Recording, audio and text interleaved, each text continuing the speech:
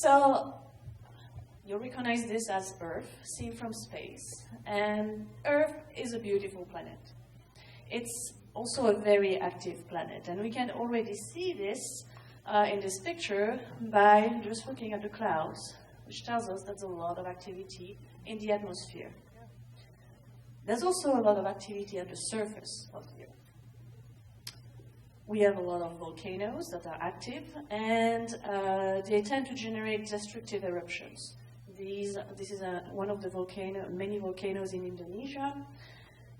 This is a picture of Mount Pinatubo that erupted in 1991 in the Philippines. This was labeled a cataclysmic eruption, known to be the second largest eruption in the 20th century. There were over 30,000 people living in the volcano. Ashes were spread over a very broad region. The weight of the ashes made roofs collapse. It killed a lot of people. The sky was dark. It killed crops. And then there was the monsoon that transformed the ash deposits into giant mud flows. So volcanic eruptions, volcanoes can be beautiful, but they can also cause a lot of damage. Now, as we've been reminded again last week, with this earthquake that happened in Italy, in central Italy, the Earth is very active because we have seismic activity. Earthquakes themselves do not kill people. It's important to know that what kills people are the buildings that are poorly designed and that will collapse when there's an earthquake. Earthquakes can also be devastating because in some cases they can generate tsunamis. This is a picture of the 2011 tsunami that hit Japan. Was not only an economic disaster, but it also killed a lot of people. Now, another proof that the Earth is very active and dynamic resides in structures like this. So these are rocks, and for scale, there is a person, a grown-up here. So this gives you an idea of how much mass of rock we have here, and the rocks were initially horizontal layers, and somehow they got folded into some kind of dome. So it requires tremendous forces to fold such a large amount of rocks. So that's another proof that the Earth is very active. Now, the formation of mountains also requires large forces, and the presence of beautiful islands all over the world is another proof of geological activity at the surface.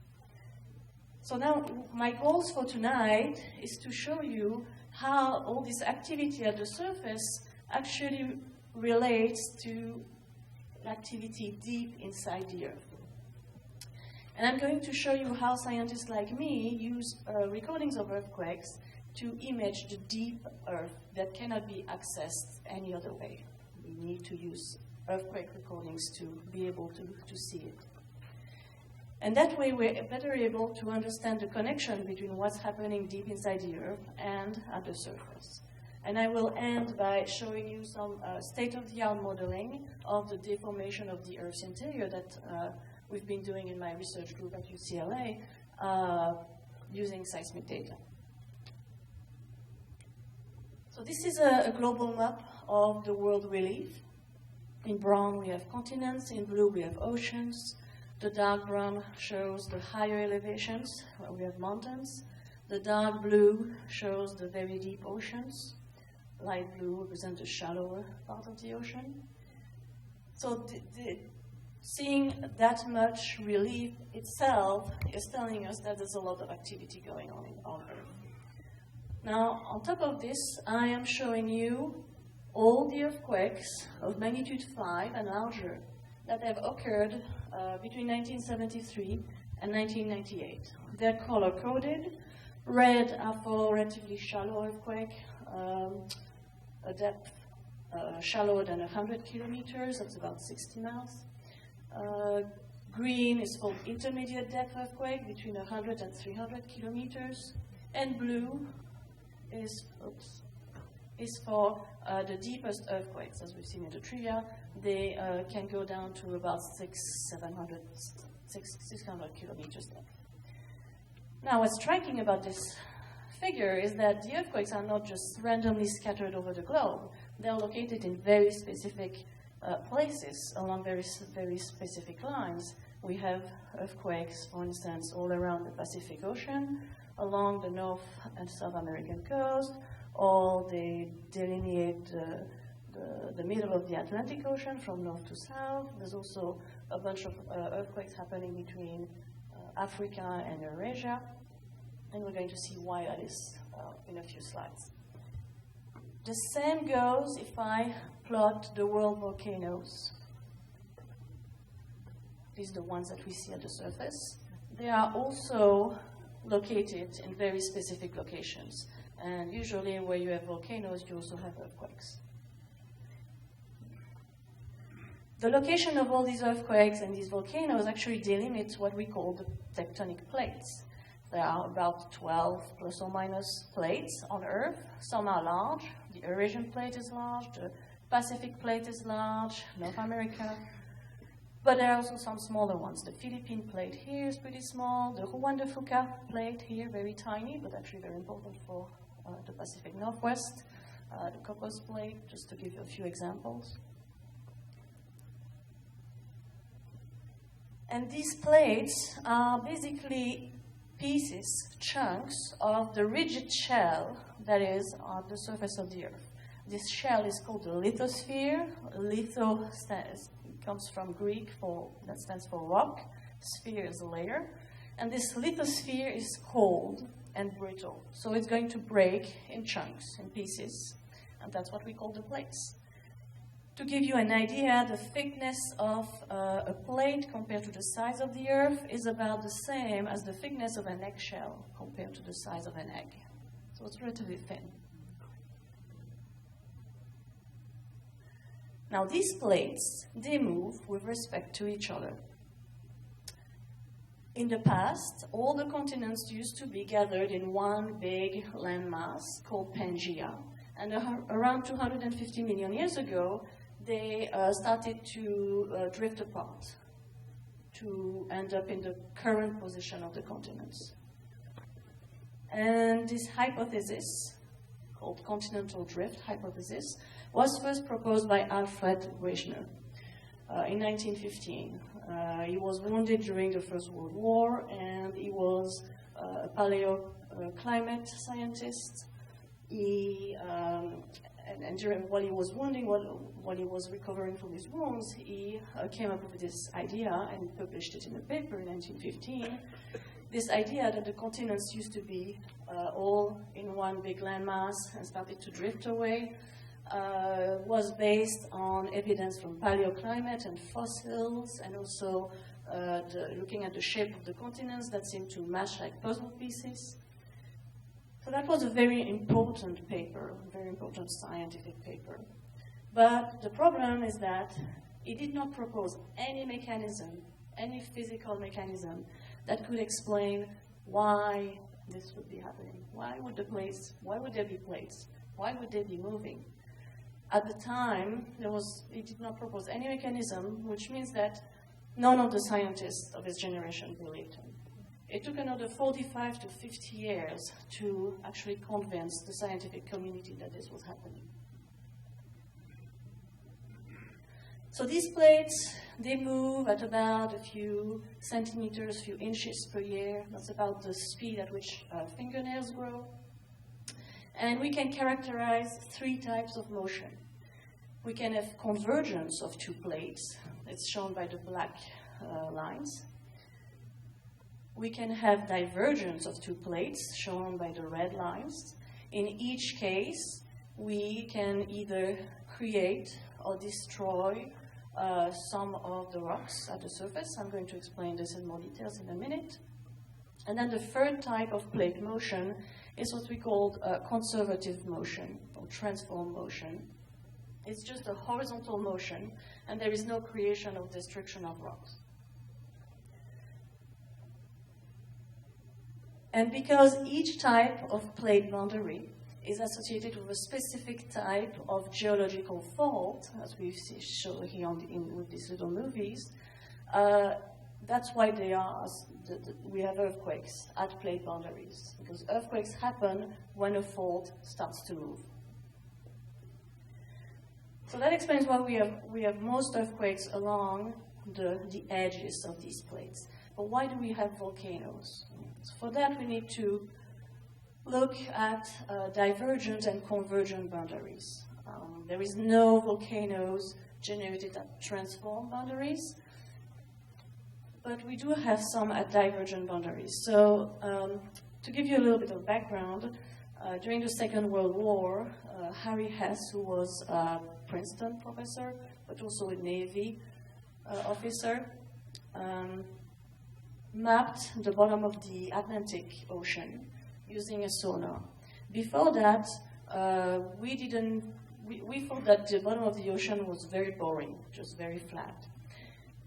But with the mapping that he did using a sonar, he made an astounding discovery.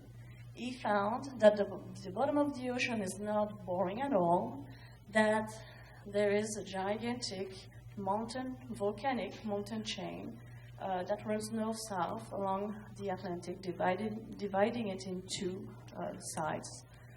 And these volcanoes are, so it spans several tens of thousands of kilometers in length. They are, if my memory is correct, about 2.5 miles high, and they can be 2.5 kilometers, about 1 mile high, and they can be hundreds of kilometers wide. So they're gigantic, enormous. And so he came up with the idea, this concept that's very important, of seafloor spreading. So this concept of, I don't know what I mean with it's the computer or what we have, but so this concept, so the seafloor spreading happens at what we call ocean ridges. So these mountain chains, volcanic mountain chains inside at the bottom of oceans. And this is the idea that we have magma beneath the ridge. The magma is hot, therefore it's lighter than the rocks surrounding it. And so if it's lighter, it's going to rise. It rises, pokes the surface, and the magmatic rocks cool down, and they are transported away from the ridge, like on a conveyor belt, on both sides. As the rocks move away from the ridge, they are transported. They become older and older. They also become colder and colder. They're getting away from the heat source. And if they become colder and colder, they become also denser. So this is the concept of seafloor spreading. This is basically how oceans are formed. And this was one of the key elements to convince the scientific community that plate tectonics was real. This, plus some measurements of the magnetic field, convinced scientists. Now, so this is why we have volcanoes at divergent plate boundaries. Now, these oceanic plates on each side, they move away from the ridge, and they get colder and colder. And at some point, they're going to meet another plate. So that's when we have convergence. When we have an oceanic plate that converges and meets a continental plate, seen on the right, we have a process that's called subduction. So the denser plate is going to sink underneath the lighter one. Oceanic rocks are denser than continental rocks. So oceanic plates always end up sinking, plunging underneath the continental plates that stay afloat. Now, while this is happening, the rocks that are transported down, at some point they start to melt. And if they melt, they become lighter. They become lighter, they start to rise. So they rise, they poke the surface, and this is how we get volcanoes. And this is how we get the volcanoes that you are familiar with. The whole cascade is due to the subduction of the Juan de Fuca plate and also the smaller Gorda and Explorer plates underneath the North American continental plate. Now we can have also another case when we have two oceanic plates that meet each other. Then it's the plate that contains the oldest rocks that is going to plunge underneath the other one. The reason is that the older the rocks, the further away they are from the ridge. Therefore, they're colder and colder, and they're denser and denser. And that's why they plunge underneath. So the same process goes on. The rocks are transported down. At some point, they melt, they rise, forming volcanic islands. And so this is how we have, for instance, the Caribbean. This is an island arc formed by the subduction of one oceanic plate underneath another one. Now, a third case is when we have two continental plates that meet. And now we have a problem, because the density of the rocks is the same. There's no one plate that is older or denser or rocks than the other. So in that case, well, we have a clash. It's basically like when you plow snow. Here we have two plates that plow into each other. And what happens is that just like snow would stack into a pile, well, the rocks are going to start stacking into a pile and deform and rise, and that's how we form mountains that are not volcanic, just mountains. This is what we think happened. That's what we think is responsible for the formation of the Himalayas mountains. India used to be detached from Asia, and it was transported north through time, and at some point it collided with the rest of Eurasia. The two continental plates met, collided, and the mountains were formed. So I've talked a lot about the motion of these plates. And nowadays we can actually see it with GPS. We can actually measure how fast the different plates are moving and in which direction. Well, we have proved this is actually happening. But why? That's still a question that I have not answered. What is really happening beneath? That's the big question. Now, scientists and people in general have been fascinated by what's underneath their feet, what's deep inside the Earth for a very long time. And our view, our understanding of the Earth's interior has improved a lot through time. The picture on the left, the very left, is a view of the Earth in the 1600s, 1665, where the Earth was represented with a giant ball of fire in the center, lots of other balls of fires. They were interconnected, and people believed that this is what caused volcanic eruptions. In the early 1900s, we had astronomical observations that told us that the Earth has to have a denser core.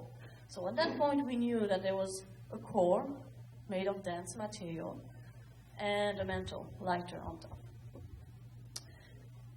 It's in the late 1800s, early 1900s that we started to record earthquakes with instruments, and that got better and better with time. Especially once we started to digitalize recordings. But in 1973 is when one of the first much more accurate models of the Earth's interior was made using seismic data, using earthquake recordings. And I'll come back to this in more details in a little bit. And nowadays we also have 3D images of the Earth's interior. Again, I'm going to explain this. So it's getting better and better. Now, put everybody on the same page. The basic structure of the Earth that we know of is, we know that the Earth is layered. This is the case of all the planets. In the case of the Earth, the upper layer is the crust. We have two types of crust. We have a continental crust, made mostly of granitic rocks, and the oceanic crust, which is made of basalts. Again, basalts are denser than continental rocks, which is why the oceanic plates are the ones that are going to plunge underneath the continental plates. Underneath the crust, we have the mantle, which is itself divided into an upper mantle and a lower mantle. The rocks that make the upper mantle there's a bunch of them, but the most important ones are olivine, which you see here. It's green. You might know it as peridot. Make jewelry out of it. There's also quite a bit of garnet. There's also jewelry made out of it. And then deeper in the mantle, these rocks have much more barbarian names, so I will spare them. And now the deepest layer in the earth is the core. So that's made of a mixture of iron and nickel, plus a few lighter elements. And we have an inner core that is solid and an outer core that is liquid. And again, like we've seen in the trivia, this is actually an important point. The outer core is the only fluid layer in the earth. There's pockets of melt here and there, especially underneath volcanoes, but otherwise, the crust, the mantle, the inner core, they're all solid.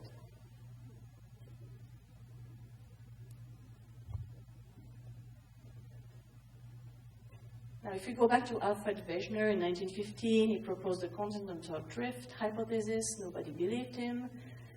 In 1928, Arthur Holmes, who was a physicist in London, proposed a mechanism. He proposed that the reason why the plates are moving at the surface is because we have what we call mantle convection, meaning that the rocks inside the mantle move very, very, very slowly, and they flow. There is currents inside the mantle, which causes the plates to move. Convection is the same physical phenomenon that happens in the atmosphere or to water on the stovetop or in the radiator. You have a source of heat at the bottom, either when you turn on the stove to heat up the water, or the ground is heated by the sun. The water or the air at the bottom gets warmer. And again, this is the same thing that comes back in my talk a few times. When it's heated, it gets lighter. What gets lighter rises. Now, the water that's on top and that's colder, or the air on top that is colder, is denser, so it's going to sink. And once it reaches the bottom, it gets heated up, it can rise. And so we have these convection cells of material that's transported from the bottom to the top and the top to the bottom. And Arthur Holmes proposed that the same thing is happening to the rocks inside the mantle.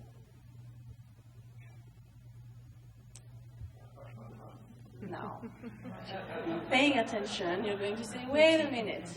She just told us that the mantle is solid. And now she's telling us that it's flowing, that there's currents like in a fluid. So which one is right? So usually I would have silly putty with me, but TSA confiscated it last time. So I didn't bring any this time. But I would do this experiment where, if you've ever held silly putty, you know it's a solid. And if you pull on it very fast, it's going to break into two chunks, like this. But if I were to put it at the bottom, at the edge of the table, here, and let it sit for a while, and if you wait a few minutes, you're going to see that it starts to deform and being pulled down by gravity. And it starts to flow like this. But it's still a solid. So if you wait long enough, in the right conditions, with the right type of material, a solid can flow. And this is what's happening in the Earth. The solid mantle rocks flow at very, very slowly at geological time scales. And when I say geological time scales, I mean that the plates move at a few centimeters, few inches per year. Once we know how fast they move and how thick the mantle is, we can estimate that it takes about a few hundred million years for rocks to flow from the top to the bottom or from the bottom to the top. So we're talking about this type of time scale, hundreds of millions of years.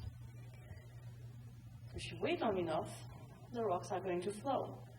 And the source of heat in the mantle, well, we know that the mantle gets hotter as you get deeper, but there's also a lot of radioactive elements that liberate heat. So that's a source of heat we have, just like on the stovetop.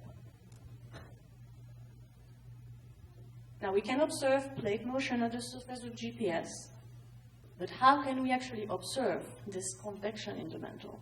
And that's where seismology comes in handy. We can do that using earthquakes, or at least we're starting to do that. How does an earthquake happen? So first, you're going to have a fracture, a fault, and two plates on either side. The plates are going to trying to move all the time. But initially, the fault is not going to move because there is friction. The rocks are stuck together. And the plates keeps on pushing and trying to make things move. In the meantime, the rocks deform slowly. They accumulate energy. And they accumulate energy until you have enough energy accumulated in the rocks that you overcome the friction, and then snap. Suddenly, the fault moves. That's an earthquake.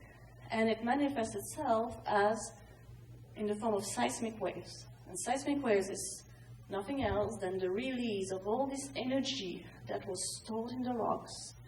It's released and it propagates through the earth. This cartoon shows, so we have an earthquake that happens somewhere inside the earth, and it generates waves, a bunch of different types of waves, there's a lot of them, that can propagate throughout the inside of the earth or along the surface. And we can record these waves. We have instruments. This is a cartoon showing an older type of instruments that was with paper and ink. Now we have everything is digital. And just like telescopes, arrays of telescopes that help us look at the deep space, we have arrays of seismic instruments, seismometers, to look deep inside the earth. This is a network of permanent seismic stations that's all over the globe. And if that doesn't seem like enough to look inside the earth, we also have temporary arrays of seismometers. This is the example of the EarthScope array that for the past 10 years or so was deployed over the United States, starting on the West Coast, and then it was moved eastward, and now it's in Alaska. And this type of array has allowed us to image the structure, the crust and the mantle underneath the United States with unprecedented resolution.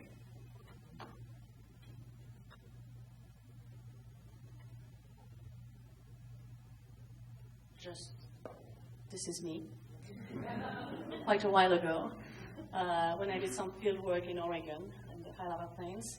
And so installing seismic instruments involves a lot of dirt, digging in the dirt, some plumbing, and also a lot of electronics. As you can see here, this is a box containing lots of electronics and cables.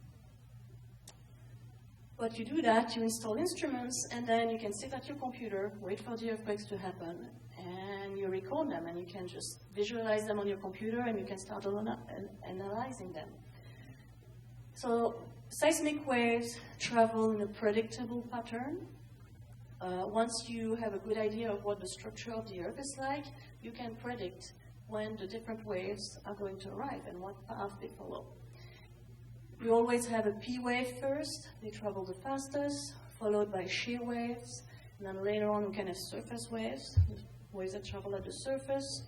They have much higher amplitude, as you can see on this recording, compared to the P and S waves, because they lose less energy as they travel, which means that they're going to make the ground shake more. They cause more destruction. So we can predict where the P and S wave and the surface wave should appear on a given seismogram at a given station for a given earthquake.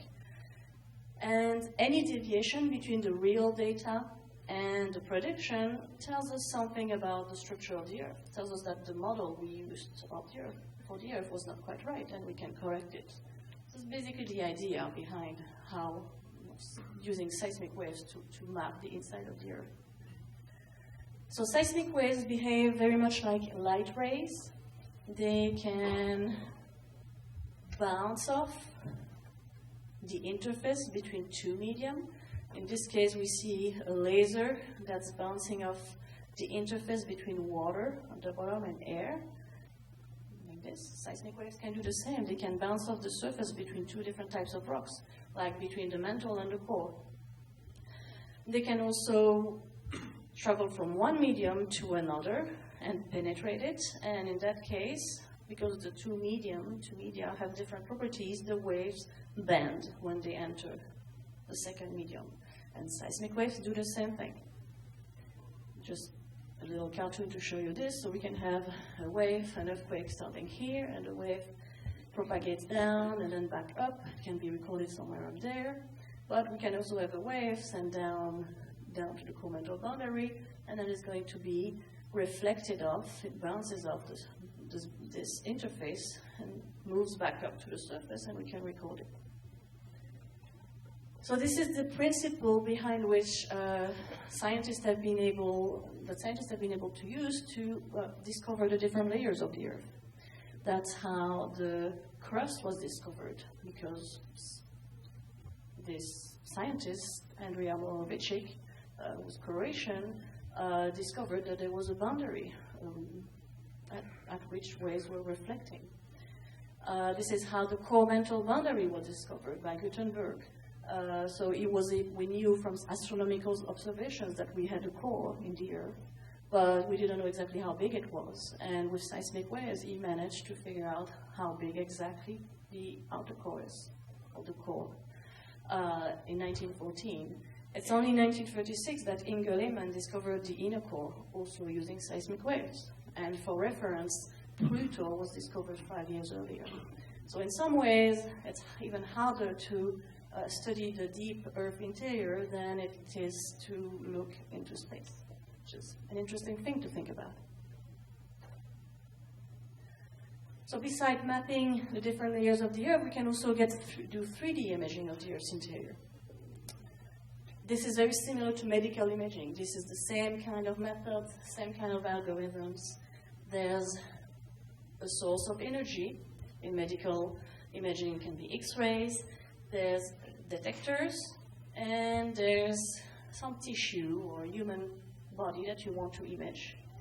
So you send energy through the body, you detect it, and you analyze your signal, and the waves, the energy that went through the body are affected by what they travel through. And by looking at the recording, you can figure out what they went through. That's how you can detect tremors and things like that. For the Earth, the source of energy are earthquakes. The detectors are seismometers. And instead of a human body, we have the Earth. That's what we try to image. And so this little movie illustrates this. So we have an earthquake here. It's recorded at the surface by a bunch of seismometers. You see another one. The waves travel, and you see the rays are blue, but they become red over here. They slow down. If you pay attention, you'll see that they actually slow down in this region. Now they're slowing down, and they're going back. They're accelerating again. We know from laboratory experiments that when you send seismic waves through something warm, they tend to slow down. And if you send a seismic wave through something cold, they will accelerate. So basically, by doing this 3D mapping of the velocity of the waves, figuring out where it's slow and where it's fast, we're basically taking the temperature of the Earth with earthquakes. So basically, by doing this 3D mapping of the velocity of the waves, figuring out where it's slow and where it's fast, we're basically taking the temperature of the Earth with earthquakes, which is really cool. We can map where is it hot, where is it cold, and this way we can image structure like this. So this is work that was done at MIT, where they so if you let's look at this figure here. You see this blue blob here. So the depth is on the vertical axis, and the horizontal axis represents this cross section here across the Marianas. And we have this blue linear thing going down. Blue is faster than average, which means it's colder than average, and this is why we think that we are imaging a subduction zone. The plate here is subducting underneath this one, and that's what we're seeing here. Same thing over here. And in some cases, which is interesting, and we don't actually understand why, in some cases, instead of plunging down deep, they tend to stagnate. They go down, and then they stagnate horizontally. So there's lots of things we still need to figure out why that is, but it's something we can do with seismic waves. We can image the interior of the Earth, the deep interior. We can also image upwellings. That's work done at Berkeley, where if we focus on this one, you see this is the core mantle boundary at the bottom, and we have this red thing where the waves travel slower, which usually we interpret as something that's warmer than average, and it's going from the core mantle boundary all the way to the surface, right where we have Hawaii.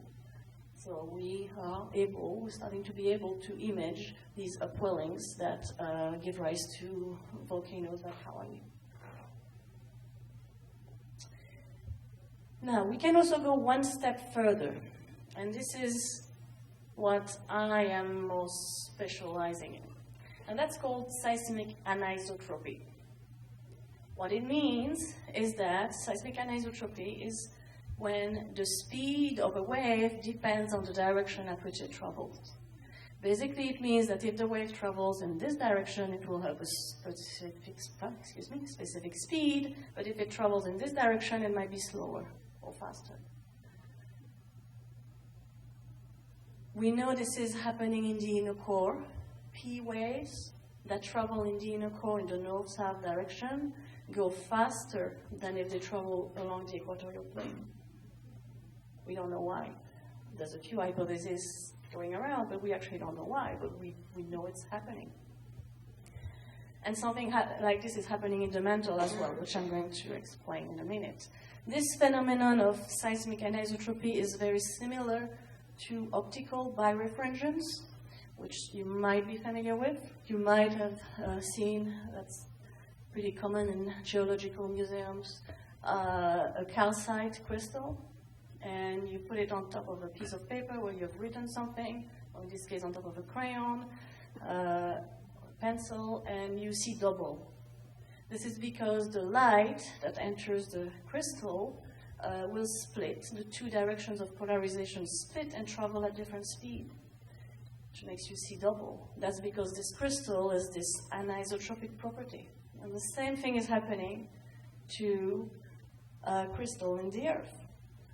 More specifically, the olivine crystal, remember the green olivine, the peridot that dominates the upper mantle? Those crystals have a fast axis for wave propagation. If you take a crystal of olivine, there is one direction, the waves are going to travel faster than in any other direction. And they have this amazing property that if initially all these crystals are randomly aligned, and then you apply a force, or mantle flow, all these crystals, or most of them, are going to rotate and align with their fast direction parallel to the direction of mantle flow, as shown here. And that's an absolutely beautiful property of these crystals that are in the mantle, because now we have a powerful tool to detect mantle flow.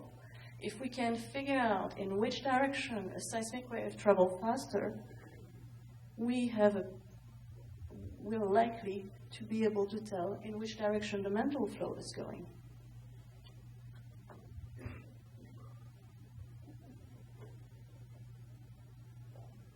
That's the kind of work we've been doing with my graduate students, and this is one example.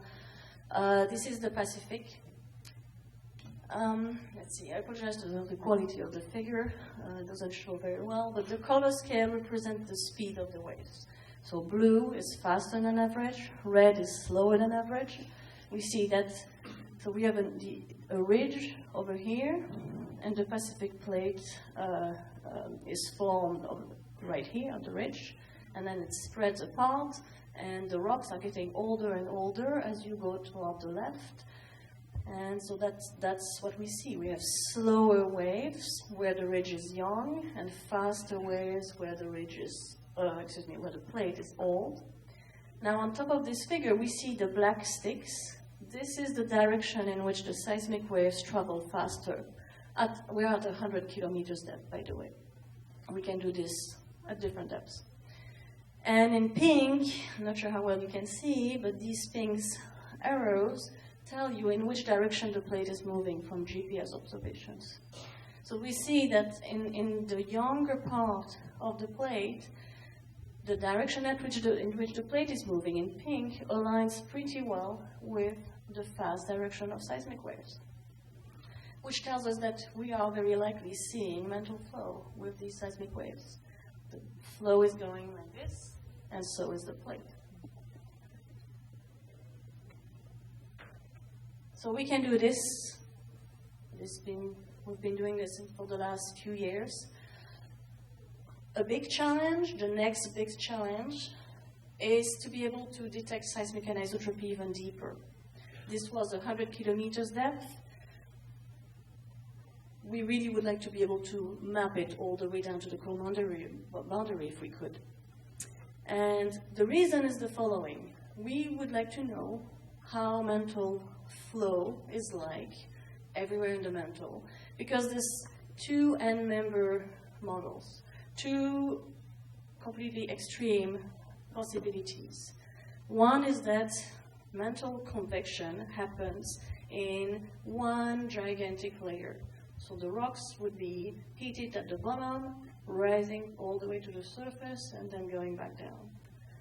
Another option is that this is happening in layers. So we might have several layers of convection with some possibly big cells, and on top we might have smaller cells, or who knows.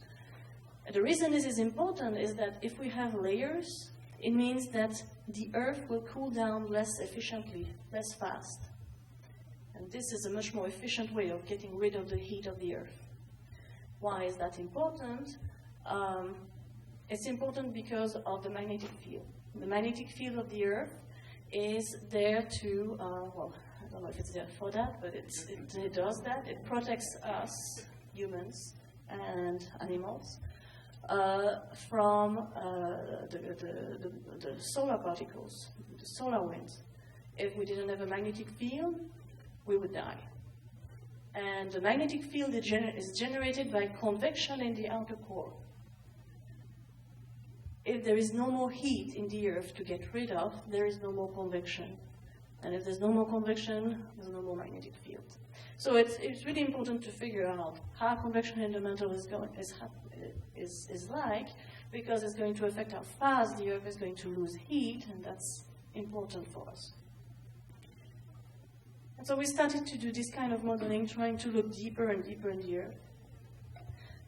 This is a map similar to the one I showed earlier, except that it's for the whole globe. This one is at 150 kilometers depth.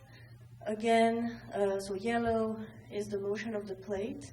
Red is the direction that's fast for seismic waves. We see that they align really well in many, many places. And then if we go deeper, 600 kilometers depth, and if I go back and forth, you see that the pattern of the fast seismic direction changes quite a bit as we go deeper.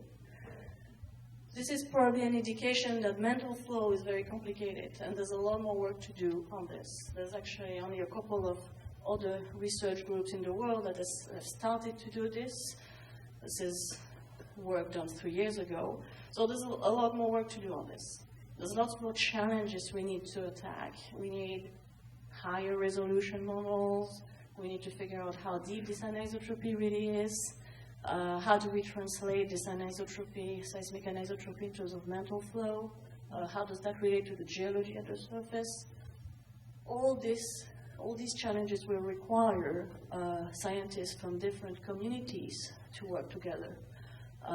There are different subfields of geosciences, not only seismology, but there's mineral physics, where people deform rocks at high pressure and high temperature. There's the chemistry of rocks, there's modeling of flow. All these fields together will have to come together to try to understand the deeper a lot better.